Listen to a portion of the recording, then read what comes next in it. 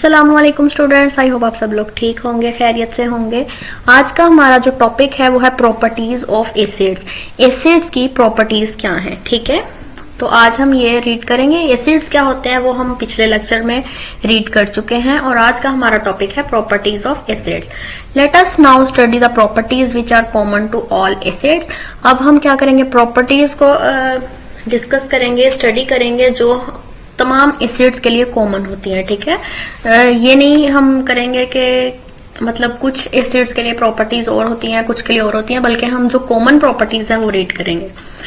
All acids have sour taste, ठीक है। सबसे पहली बात कि जितने भी एसिड होते हैं उनका टेस्ट क्या होता है, सॉर होता है, ठीक हो गया।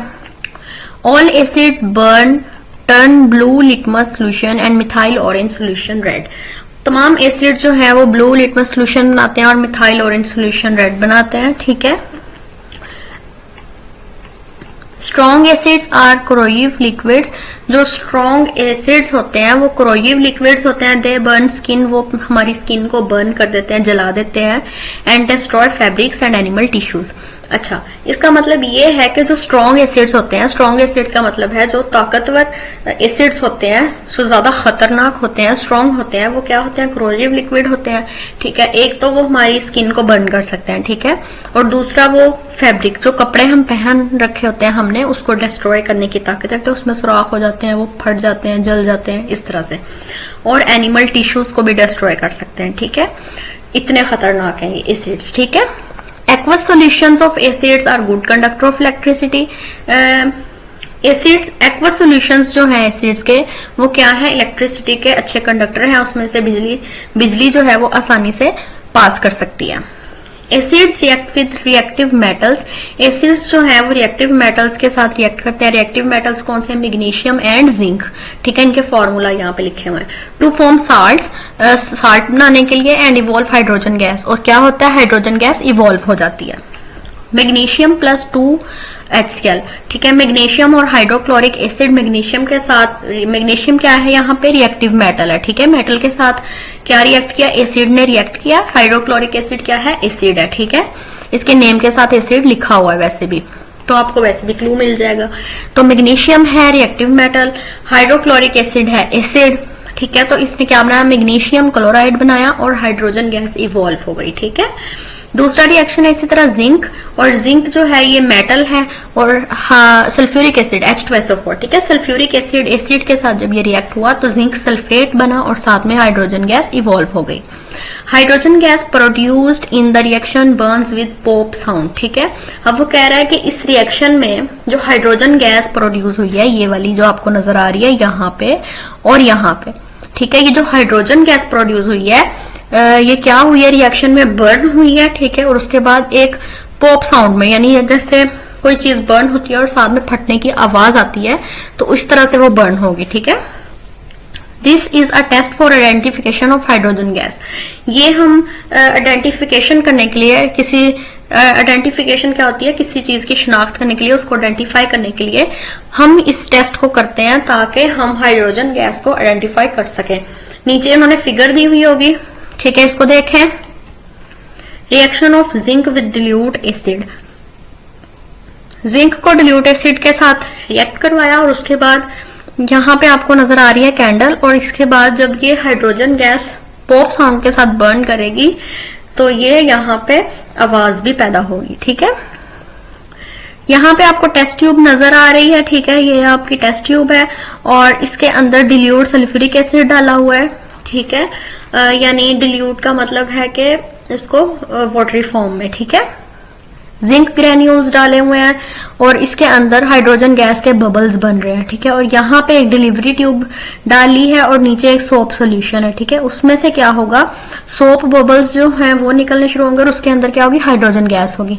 जब हम कैंडल साइड से जलाएंगे तो जो सोप बबल्स होंगे, ठीक है, जिनके अंदर हाइड्रोजन गैस फील्ड होगी, वो एक फट जाएंगे, ठीक है, पॉप साउंड प्रोड्यूस होगा, ठीक हो गया। तो ये सारा हम क्या करते हैं, आइडेंटिफिकेशन ऑफ हाइड्रोजन के लिए यूज करते हैं ये सारा टेस्ट, ठीक हो गया। Acids react with metal carbonates and metal hydrogen carbonates to liberate carbon dioxide. Acids जो है वो मेटल कार्बोनेट्स और मेटल हाइड्रोजन कार्बोनेट्स के साथ रिएक्ट करते हैं कार्बन डाइऑक्साइड को लिबरेट करने के लिए। ठीक हो गया। यहाँ पे आपको नीचे रिएक्शंस दिखाए गए हैं। कैल्शियम कार्बोनेट है, उसका ये फॉर्मूला है, ठीक है, और साथ में हाइड्रोक्लोरिक एसिड को रिएक्ट करवाया तो क्या बना, कैल्शियम क्लोराइड, और साथ में वाटर, और साथ में कार्बन डाइऑक्साइड क्या हुआ, लिबरेट हो गई। NaHCO3 सोडियम हाइड्रोजन कार्बोनेट, ठीक है। सोडियम हाइड्रोजन कार्बोनेट का फॉर्मूला क्या है ये आपको आना चाहिए, ठीक है। इसको स्टार बना लें इसके साइड पे ताकि आपको ये याद रहे। नेक्स्ट इसने किसके साथ रिएक्ट किया, एसिटिक एसिड के साथ। सोडियम एसीटेट बना, वाटर और साथ में carbon dioxide. Carbon dioxide produced in the reactions turns lime water milky, ठीक है। अब वो क्या कह रहा है कि कार्बन डाइऑक्साइड जो है रिएक्शन में प्रोड्यूस हुआ और लाइम वाटर मिल्की में कन्वर्ट हो गया, टर्न हो गया। This is a test for identification of carbon dioxide gas. ये टेस्ट किस लिए हम करते हैं, कार्बन डाइऑक्साइड गैस को आइडेंटिफाई करने के लिए। यहाँ पे आपको फिगर दिखाई गई है जहां पे reaction of acetic acid with sodium hydrogen carbonate दिखाया गया है। यहाँ पे टेस्ट ट्यूब ली गई है, एसिटिक एसिड यानी वाइनगर लिया गया है, ठीक है। उसके साथ सोडियम हाइड्रोजन कार्बोनेट यानी जिसको हम आम अल्फाज में बेकिंग पाउडर भी बोलते हैं वो लिया गया, ठीक है। वहां से एक ट्यूब के जरिए एक लाइम वाटर बन गया, ठीक है, वहां पे चला गया। नेक्स्ट है acids react with bases to form salt and water. Acid जो है वो बेसिस के साथ रिएक्ट करेंगे और क्या बनाएंगे, सॉल्ट बनाएंगे और साथ में वाटर प्रोड्यूस करेंगे। This process is called neutralisation. इस प्रोसेस को न्यूट्रलाइजेशन बोला जाता है, ठीक है। तो आपको क्वेश्चन आ सकता है डिफाइन न्यूट्रलाइजेशन, ठीक है। तो आपने क्या करना है, ये पूरा लिखना है यहां से यहां तक और साथ में ये रिएक्शन भी लिखना है, ठीक है। रिएक्शन में उन्होंने सल्फ्यूरिक एसिड दिया गया है, ठीक है। सल्फ्यूरिक एसिड क्या है, एक एसिड है, साथ में सोडियम हाइड्रोक्साइड है। सोडियम हाइड्रोक्साइड जो है ये बेस है, ठीक है। इन दोनों ने रिएक्ट किया तो क्या बनाया, सोडियम सल्फेट जो एक सॉल्ट है, ठीक है। साथ में क्या हुआ, वाटर, ठीक हो गया। ये प्रोसेस ऑफ न्यूट्रलाइजेशन था, ठीक हो गया। यहां तक आज की हमारी प्रॉपर्टीज थी। प्रॉपर्टीज पे आपको लॉन्ग और शॉर्ट दोनों में से कुछ भी आ सकता है कि write down the properties of acids, ठीक है।